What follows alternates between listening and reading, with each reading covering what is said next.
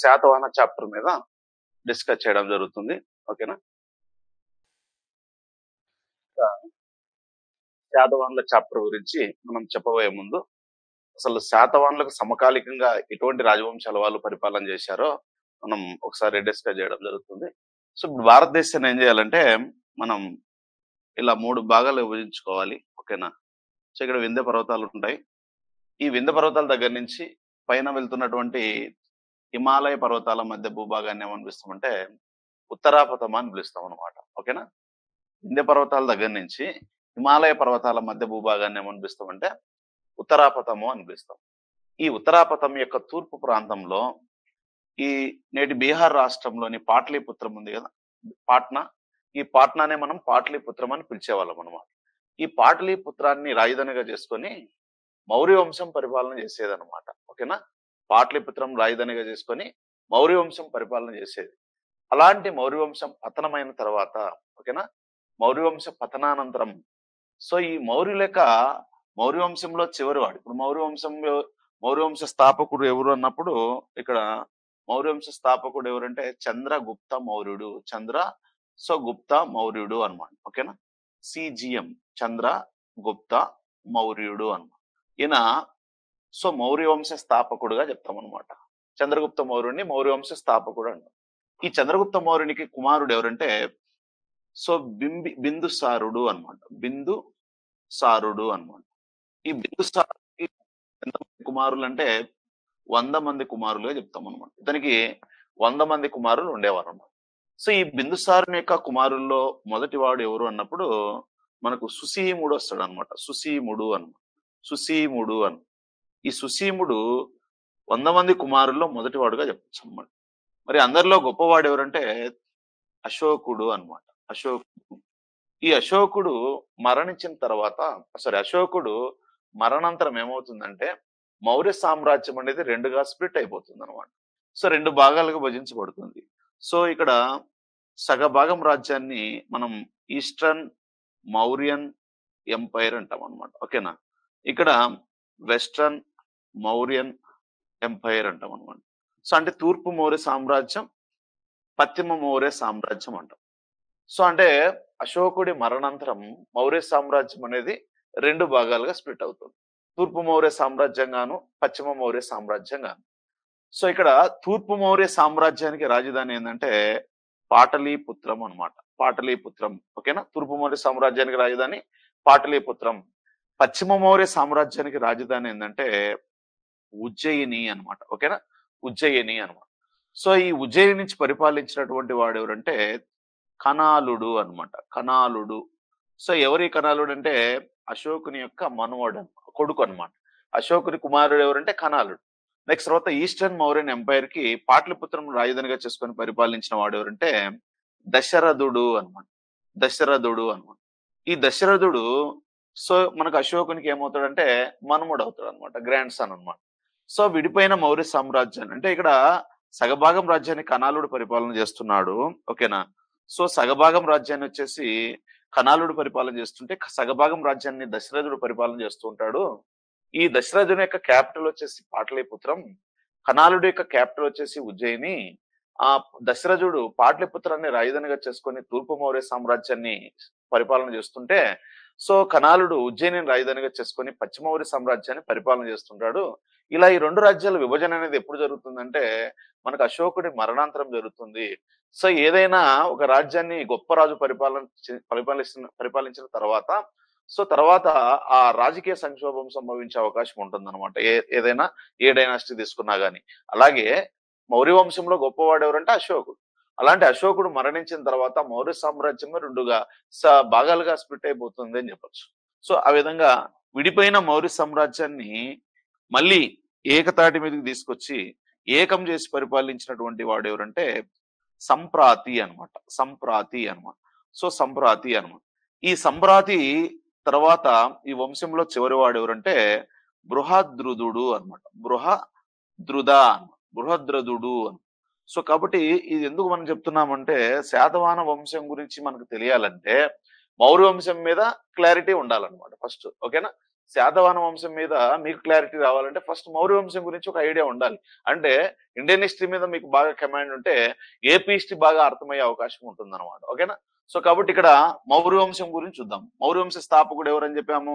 చంద్రగుప్త మౌర్యుడు. చంద్రగుప్త మౌర్యుని కుమారుడు ఎవరంటే బిందుసారుడు. నాట్ బింబిసార, బింబిసారుడు కాదు, బిందుసారుడు. ఈ బిందుసారునికి 100 మంది కుమారులు గలరు. వీరిలో మొదటివాడు సుసీముడు, గొప్పవాడు వచ్చేసి అశోకుడు. ఈ అశోకుడు ఆ రాజ్య పరిపాలన కంప్లీట్ అయిన తర్వాత, ఆయన మరణించిన తర్వాత మౌర్య సామ్రాజ్యం రెండుగా స్ప్లిట్ అయిపోతుంది. తూర్పు మౌర్య సామ్రాజ్యంగాను, పశ్చిమ మౌర్య సామ్రాజ్యంగాను. తూర్పు మౌర్య సామ్రాజ్యానికి రాజు దశరథుడు, పశ్చిమ మౌర్య సామ్రాజ్యానికి రాజు కనాలుడు. అలా విడిపోయినటువంటి ఈ 2 రాజ్యాలను మళ్ళీ ఏకం చేసి మౌర్య సామ్రాజ్యానికి మళ్ళీ తిరిగి పునఃస్థాపించినటువంటి వాడు ఎవరంటే సంప్రాతి అనమాట. సో ఈ సంప్రాతి తర్వాత ఈ వంశంలో చివరి వాడుగా ఎవరిని చెప్తామంటే మనం బృహద్రథుడు అనేటువంటి రాజు అనమాట. ఆయన పేరు ఏం పేరంటే బృహద్రథుడు అనేటువంటి రాజు మనకు చివరి పాలకుడుగా చెప్పడం జరుగుతుంది అనమాట. ఓకేనా? అంటే ఈ వంశ స్థాపకుడు ఎవరు అన్నప్పుడు చంద్రగుప్త మౌర్యుడు, ఈ వంశంలో గొప్పవాడు ఎవరు అన్నప్పుడు అశోకుడు తీసుకుంటాం అనమాట. ఓకేనా? ఈ వంశంలో గొప్పవాడు ఎవరు? ఇక్కడ అశోకుడు గొప్పవాడు అనమాట. ఓకేనా? నెక్స్ట్ స్థాపకుడు ఎవరంటే చంద్రగుప్త మౌర్యుడు అనమాట. చివరి వాడు ఎవరంటే బృహద్రథుడు అనమాట. చివరి గొప్పవాడు ఎవరంటే సంప్రాతి అనమాట. ఎవరండి? సంప్రాతి అనమాట. గుర్తుపెట్టుకోండి. ఇక్కడ చంద్రగుప్త మౌర్యుడు అనేటువంటి వ్యక్తి, ఈయన మతం చూసినట్లయితే ఈయన జైన మతాన్ని పాటించడం జరుగుతుంది అనమాట. ఏ మతాన్ని పాటించాడు?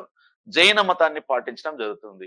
చంద్రగుప్త మౌర్యుడు జైన మతాన్ని పాటించడానికి ప్రధాన కారకుడు ఎవరంటే భద్రబాహుడు అనే జైన మతాచార్యుని బోధనల వల్ల ఇక్కడ భద్రబాహుడు, వీడు వర్తమాన మహావరుని యొక్క శిష్యుల్లో భద్రబాహుడు ఉన్నాడు, స్థూలభద్రుడు ఉన్నాడు. స్థూలభద్రుడేమో నార్త్ ఇండియన్, భద్రబాహుడేమో సౌత్ ఇండియన్. కాబట్టి భద్రబాహుడు అనేటువంటి వ్యక్తి యొక్క బోధనల వల్ల చంద్రగుప్త మౌర్యుడు ఏం చేస్తాడంటే తను పాటిస్తున్న శైవ మతాన్ని వదిలేసి, అంటే శివుని ఆరాధకుడు అనమాట ఇతను. చంద్రగుప్త మౌర్యుడు ఫస్ట్ శైవ మతాన్ని పాటిస్తూ ఉంటాడు, అంటే శివుణ్ణి ఆరాధిస్తూ ఉంటాడు. అలాంటి వ్యక్తిని బాగా ప్రభావితం చేసినటువంటి జైన మతాచార్యుడు ఎవరంటే భద్రబాహుడు. ఈ భద్రబాహుని బోధనల వల్ల చంద్రగుప్త మౌర్యుడు శైవ మతాన్ని వదిలేసి జైన మతాన్ని స్వీకరించడం జరిగింది అనమాట. ఓకేనా?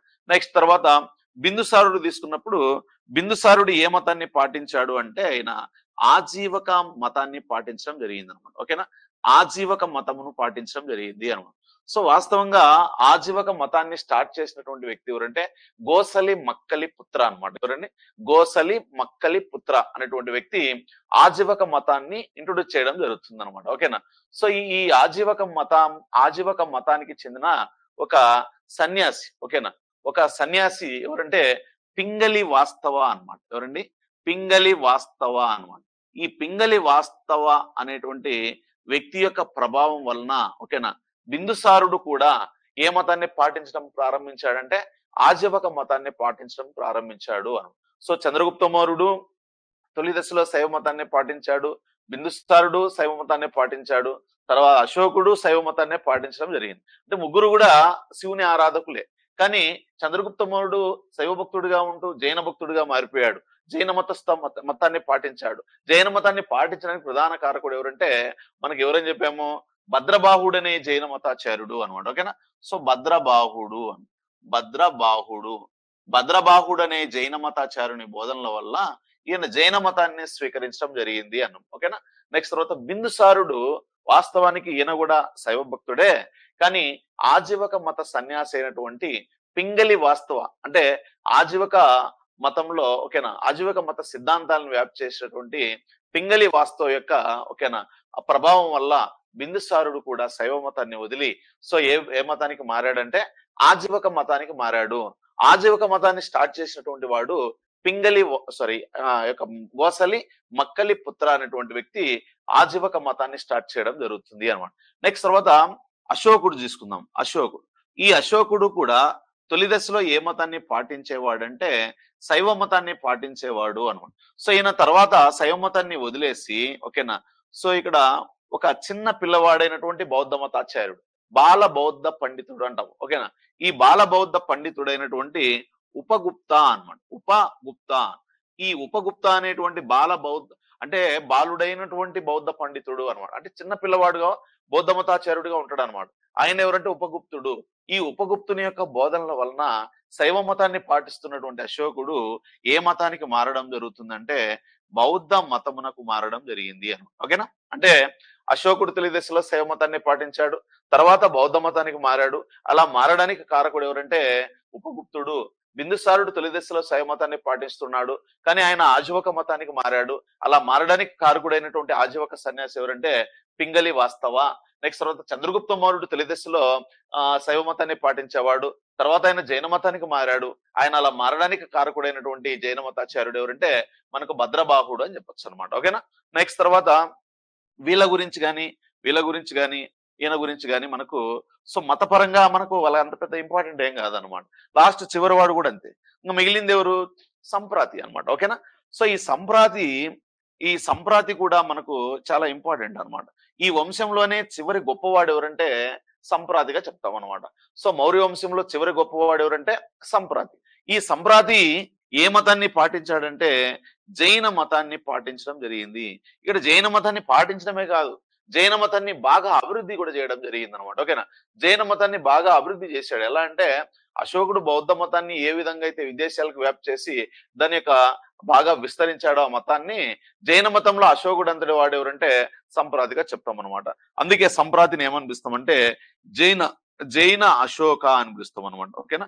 జైన అశోకుడు అనే పేరుతో బిరుదుతో ఉందను. కాబట్టి జైన అశోకుడు అనే బిరుదు ఎవరికి ఉందంటే సంప్రాతికి ఉంది అనమాట. ఓకేనా? జైన అశోకుడు అనే బిరుదు ఎవరికి ఉందంటే సంప్రాతికి ఉన్నది అనమాట. ఇది మీకు ఎందుకు ఇది చెప్పానంటే మనం శాతవాహన వంశం గురించి చెప్పేటప్పుడు అసలు శాతవాహనులు ఎవరి దగ్గర పనిచేయడం జరుగుతుందంటే మౌర్యుల దగ్గరే పనిచేయడం జరుగుతుంది అనమాట. మౌర్యులకు సామంతులుగా శాతవాహనులు తమ ప్రస్థానాన్ని స్టార్ట్ చేయడం జరుగుతుంది అనమాట. అందుకే ఆ చాప్టర్ స్టార్ట్ చేయబోయే ముందు అసలు మౌర్య వంశంలో ఎవరెవరు ఉన్నారనేటువంటి విషయాన్ని మీకు తెలియజేయాలనుకుంటున్నాను. అందుకే సో ఇదంతా కూడా చెప్పడం జరిగింది అనమాట. ఓకేనా? మతపరమైనటువంటి అంశాలు కూడా మనకి ఇక్కడ ఇంపార్టెంట్ అనమాట. మౌర్య వంశ స్థాపన ఎప్పుడు జరిగిందని చెప్పొచ్చు? 321 BC అనమాట. ఓకేనా? 321 BCలో మనకు మౌర్య సామ్రాజ్య స్థాపన జరుగుతుంది అనమాట. 321 సంవత్సరంలో సో 321 BCలో మనకు మౌర్య సామ్రాజ్య స్థాపన అనేది జరుగుతుంది. మరి ఈ మౌర్య సామ్రాజ్యం అనేది ఎప్పటి వరకు ఉన్నది అంటే 185 BC వరకు ఉన్నది అనమాట. ఓకేనా? సో 185 BC వరకు మౌర్య సామ్రాజ్యం అనేది కంటిన్యూ అయింది అనమాట. సో ఈ మధ్య కాలంలో చంద్రగుప్త మౌర్యుడు, బిందుసారుడు, సుసీముడు, అశోకుడు, నెక్స్ట్ తర్వాత కనాలుడు, దశరథుడు, సంప్రాతి, బృహద్రథుడు ఇలాంటి రాజులందరూ కూడా తన రాజ్యాలను అదే మౌర్య సామ్రాజ్యాన్ని పరిపాలించడం జరిగింది. వీరిలో గొప్పవాడు అశోకుడు, మంచి పేరు తెచ్చుకున్నాడు. ఓకేనా? స్థాపకుడు చంద్రగుప్త మౌర్యుడు, చివరివాడు బృహద్రథుడు, సో చివరి గొప్పవాడు సంప్రాతి అని చెప్తాం అనమాట. ఓకేనా? ఇది మనకు దీనికి సంబంధించి అనమాట. ఓకేనా? సో ఇప్పుడు నేనేమంటుంటే ఇలాంటి మౌర్య సామ్రాజ్యం ఏమవుతుందంటే సో పతనం అయిపోతుంది అనమాట. ఓకేనా? సో మౌర్య సామ్రాజ్యం అనేది ఎండ్ అయిపోతుంది. సో ఈ మౌర్య సామ్రాజ్యం పతనమైన తర్వాత ఓకేనా, సో దీన్ని మనం ఏమనిపిస్తామంటే మౌర్య పతనానంతర యుగము అంటాం. మౌర్య పతనానంతర యుగము అన్నాం. దీన్ని మనం పోస్ట్ మౌర్యన్ పీరియడ్ అంటాం అనమాట. ఓకేనా? సో మౌర్య పతనానంతర యుగం.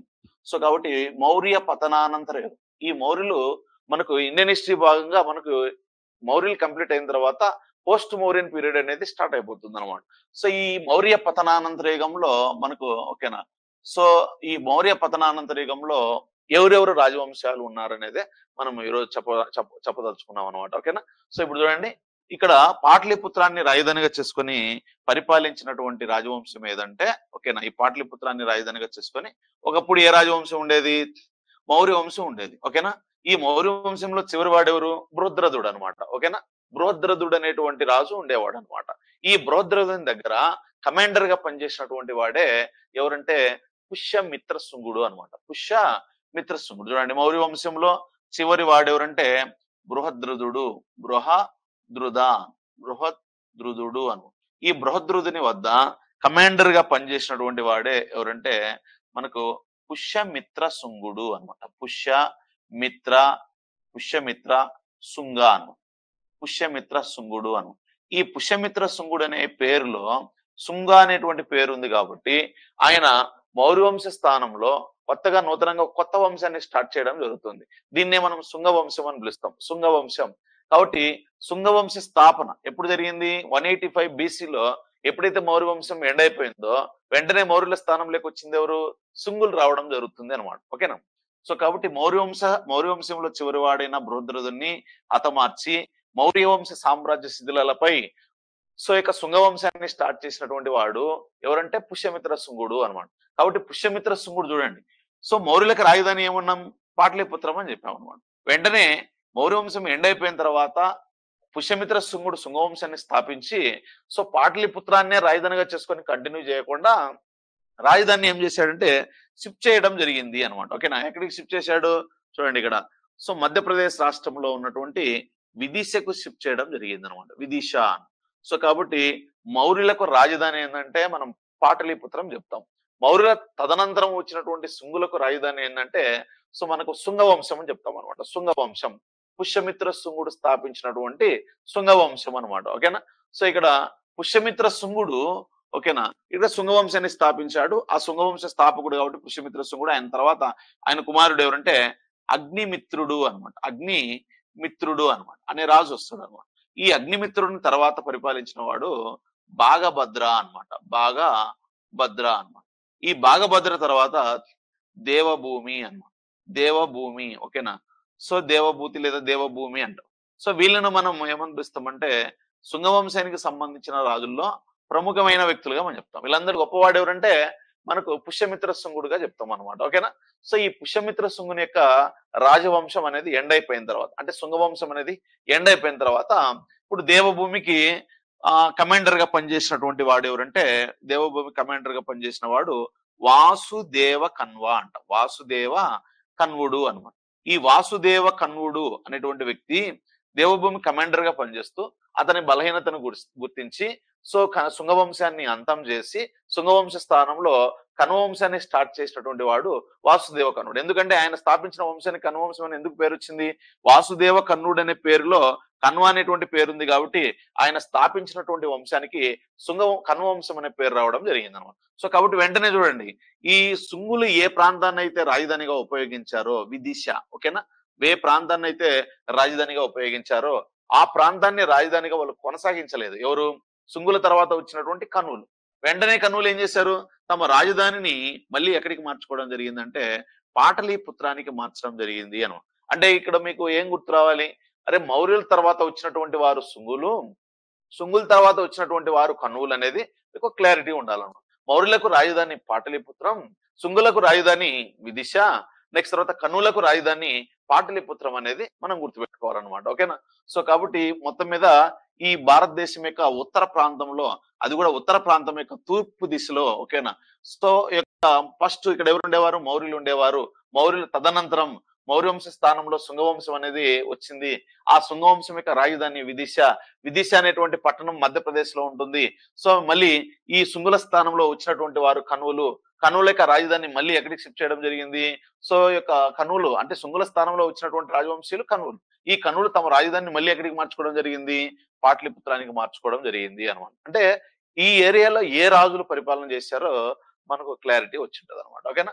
సో ఇది నెక్స్ట్ తర్వాత మనకు భారతదేశం ఉత్తర భారతదేశం యొక్క వాయువ్య ప్రాంతం గురించి మాట్లాడదాం అనమాట. ఓకేనా?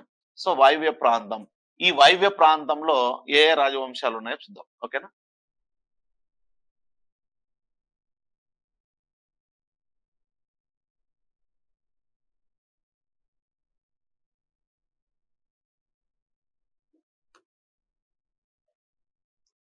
ఇప్పుడు ఈ ఏరియాలో మనకు ఫస్ట్ మౌర్యుల పతనం అయిన తర్వాత భారతదేశం మీద దండయాత్రకు వచ్చిన మొదటి విదేశీయులు ఎవరంటే ఇండో గ్రీక్స్ అన్నమాట.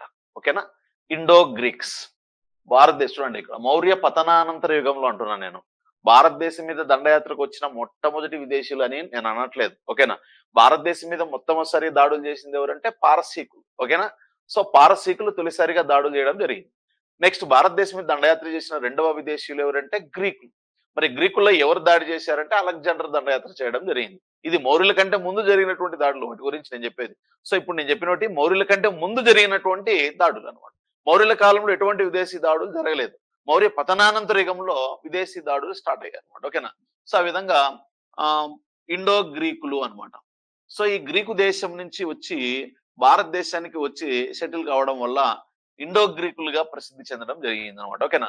సో వాస్తవంగా ఈ యొక్క హిందూ కుష్ పర్వతాలకి యాక్సెస్ నదికి మధ్యలో ఉన్నటువంటి ప్రాంతాన్నే సో ఏమని పిలుస్తామంటే బ్యాక్ట్రియా అని పిలుస్తాం అనమాట. బ్యాక్ట్రియా.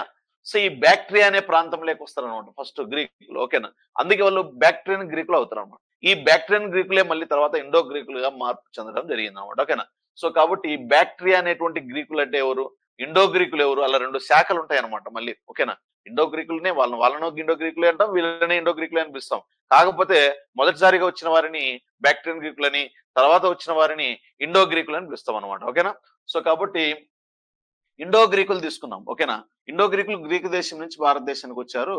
వీళ్ళు భారతదేశం మీద దండయాత్ర చేసినటువంటి మొట్టమొదటి విదేశీయులుగా చెప్తాం అనమాట. ఓకేనా.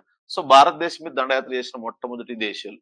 నెక్స్ట్ రెండవసారి భారతదేశం మీద దండయాత్రకు వచ్చింది ఎవరంటే సిథియన్లు అనమాట. ఓకేనా. సిథియన్స్, ఇండో గ్రీకులు, సిథియన్లు. నెక్స్ట్ తర్వాత పార్థియన్లు అను, పార్థియన్స్, పార్థియన్స్. నెక్స్ట్ తర్వాత క్షాత్రపులు అనమాట. క్షాత్రపులు, క్షాత్రపులు అని పిలుస్తాము. క్షాత్రపులు వీళ్ళనే మనం ఏమని పిలవచ్చు అంటే శకులు అనే పేరుతో కూడా పిలవచ్చు అనమాట. శకులు అను, క్షాత్రపులు. నెక్స్ట్ తర్వాత కుషానులు అనమాట. సో కుషానులు ఇలా మనకు వివిధ రాజవంశాల వారు ఉంటారు అనమాట. ఓకేనా. సో ఇక్కడ ఇండో గ్రీకులు, నెక్స్ట్ తర్వాత సిథియన్లు, నెక్స్ట్ తర్వాత పార్థియన్లు, నెక్స్ట్ తర్వాత క్షాత్రపులు వీళ్ళని మనం శకులు అని పిలుస్తాం. కుషాన్. మరి కుషాన్లు ఎక్కడి నుంచి వచ్చారంటే మంగోలియా ప్రాంతం నుంచి వచ్చారనమాట. మంగోలియా. సో మంగోలియా ప్రాంతం నుంచి వచ్చారనమాట. క్షాత్రపులు వచ్చేసి ఇరాన్ దేశం నుంచి వచ్చారనమాట. సో వీళ్ళు ఇక్కడ కూడా ఇరాన్ దేశం నుంచే రావడం జరిగింది. నెక్స్ట్ సిథియన్లు వచ్చేసి చైనా యొక్క మైదాన ప్రాంతాల నుంచి వచ్చారనమాట. సో ఇక్కడ గ్రీకు దేశం నుంచి రావడం జరిగింది. సో కాబట్టి ఎక్కడి నుంచి వస్తున్నారు, ఏ ప్రాంతానికి వస్తున్నారు?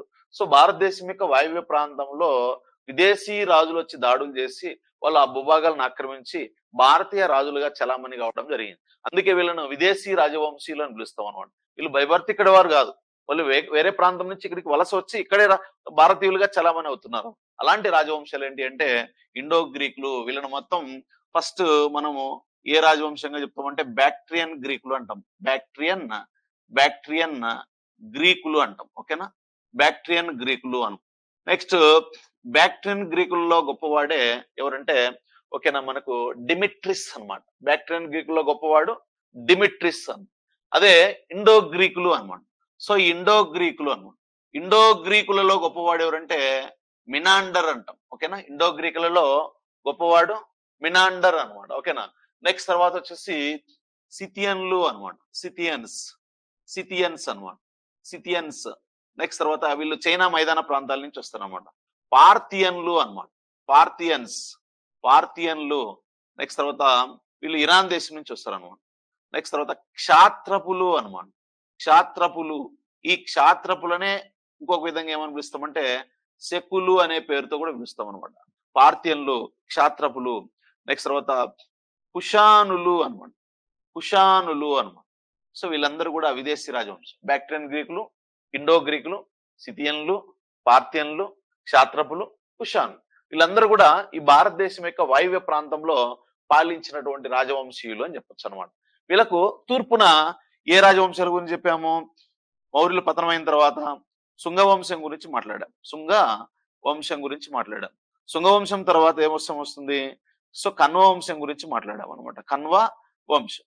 ఇలా ఉత్తర భారతదేశంలో మనకు వచ్చేటువంటి రాజవంశాలు ఏంటంటే 8 రాజవంశాలు మనకి ఇక్కడ కవర్ అవుతాయి అనమాట. ఓకేనా. సో బ్యాక్ట్రియన్ గ్రీకులు, ఇండో గ్రీకులు, సిథియన్లు, పార్థియన్లు, ఓకేనా, క్షాత్రపులు లేదా శకులు, కుషానులు, నెక్స్ట్ శుంగవంశం, కన్వ వంశం అనమాట. ఇవన్నీ చిన్న చిన్న రాజవంశాలు అనమాట. సో ఇక్కడ ఇండో గ్రీకులకు ఈ యొక్క బ్యాక్ట్రియన్ గ్రీకులకి సో మిరియాలంటే ఇష్టం అనమాట. అందుకే మిరియాలంటే ఇష్టం కాబట్టి వీళ్ళని ఏమనిపిస్తామంటే యవనులు అని కూడా పిలుస్తాం అనమాట. యవనులు.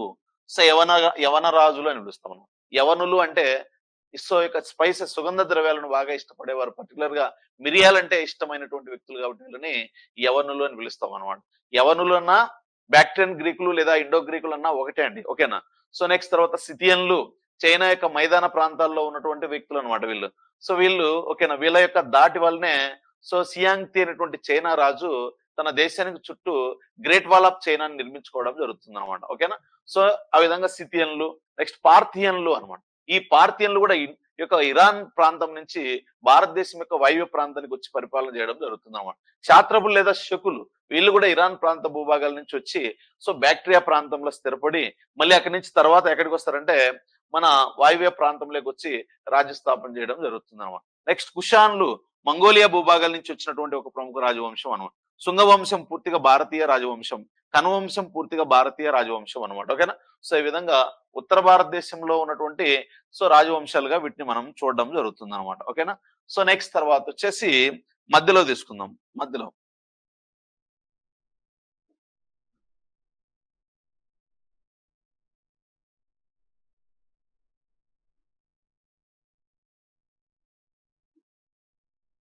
ఈ పైన మధ్యలో ఓకేనా ఇక్కడ ఉన్నటువంటి రాజవంశాలన్నీ కూడా మనం చెప్పుకోవడం జరిగింది అనమాట.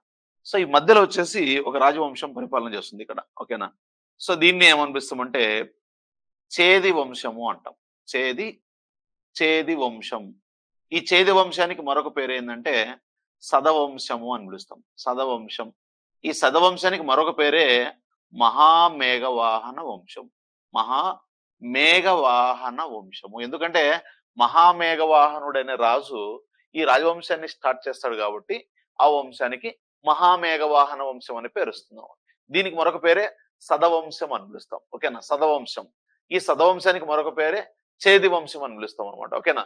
సో ఈ చేది వంశానికి సంబంధించినటువంటి రాజుల్లో ప్రముఖుడే కారవేలుడు. మీకు సో హతిగుంప శాసనం ఉంటుంది కదా, ఆ హతిగుంప శాసనంలో ప్రస్తావించబడినటువంటి కారవేలుడే ఈ వంశానికి చెందిన రాజులలో గొప్ప రాజుగా మనం చెప్తాం అనమాట. ఓకేనా. నెక్స్ట్ తర్వాత మధ్యలో మీకు ఒక రాజవంశం వస్తుంది.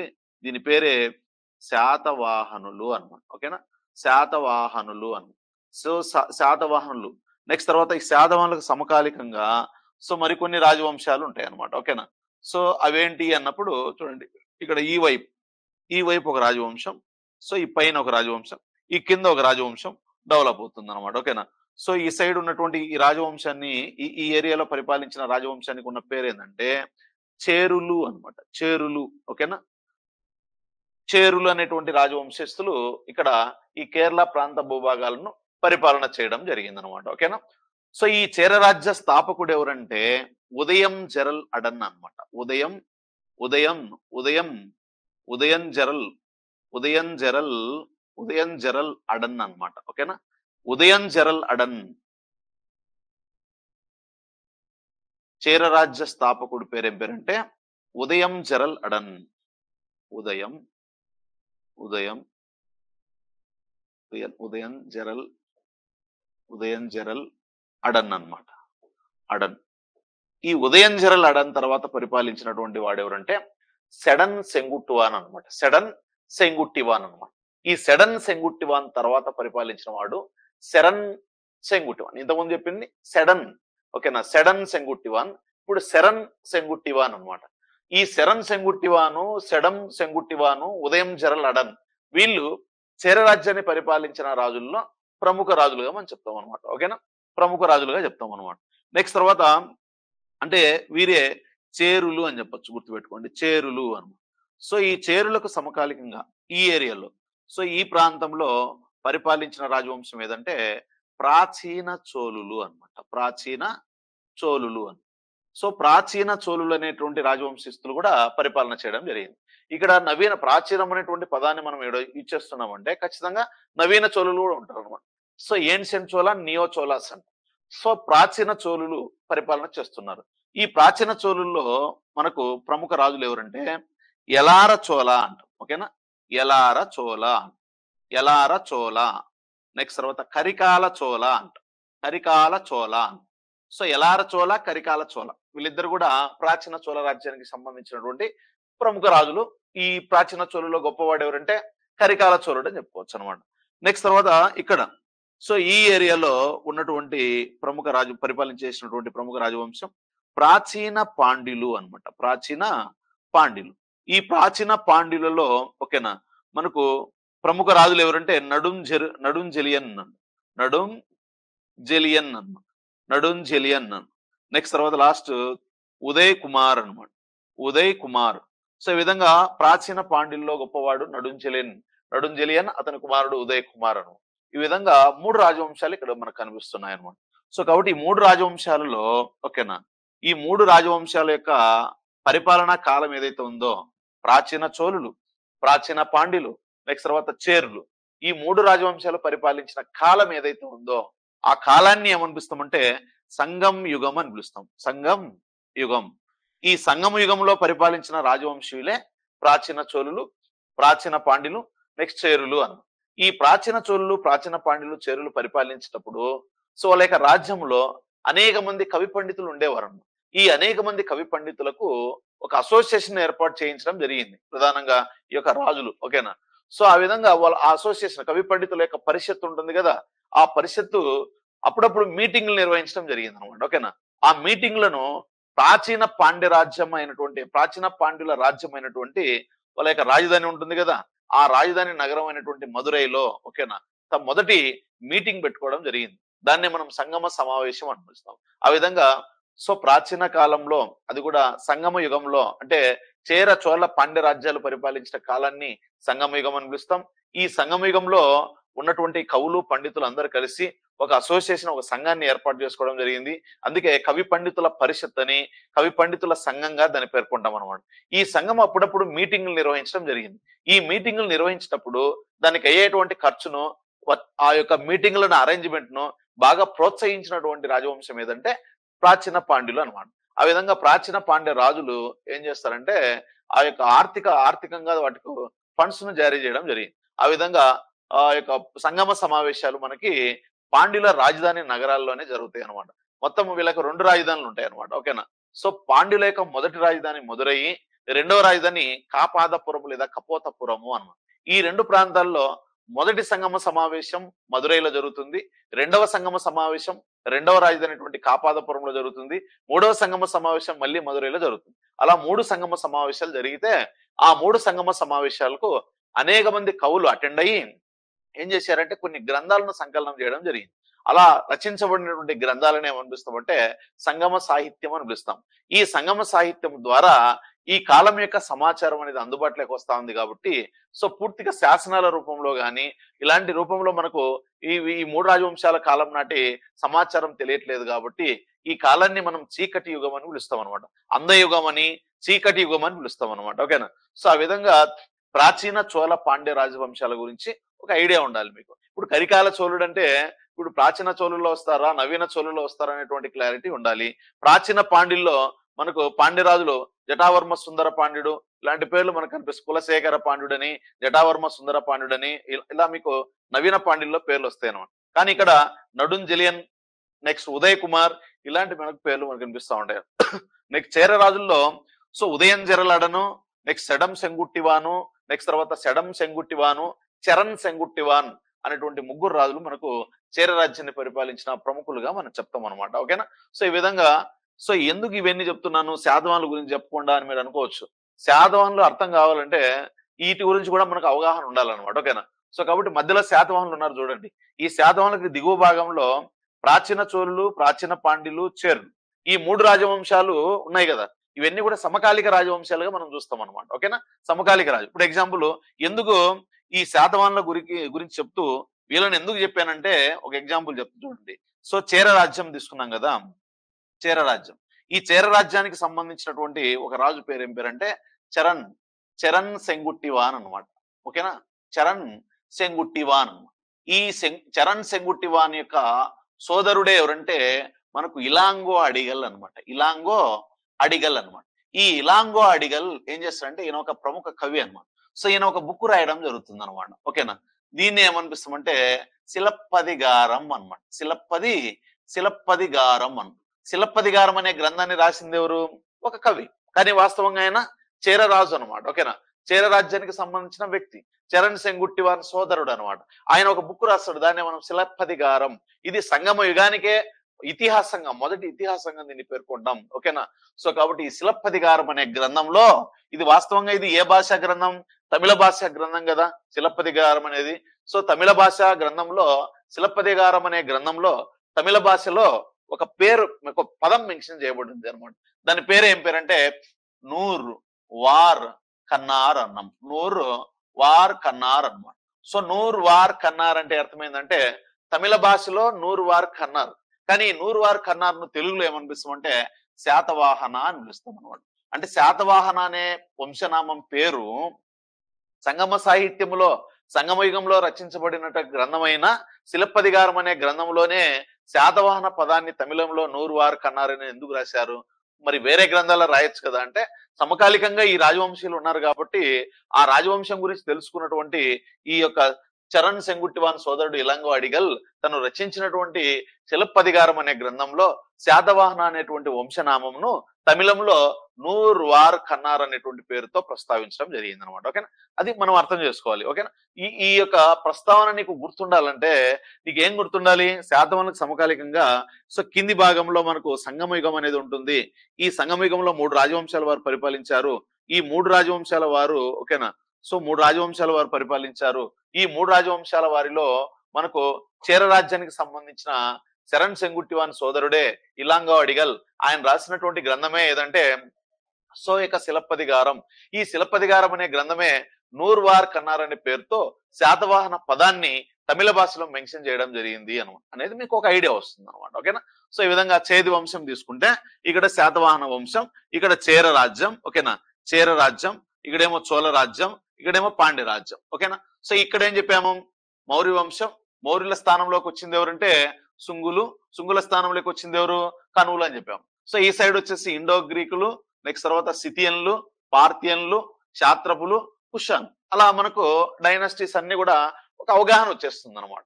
ఇప్పుడు మనం శాతవాహన చాప్టర్ గురించి మనం చెప్పడం వల్ల అది మీకు ఈజీగా అర్థమయ్యే అవకాశం ఉంటుంది అనమాట. ఓకేనా.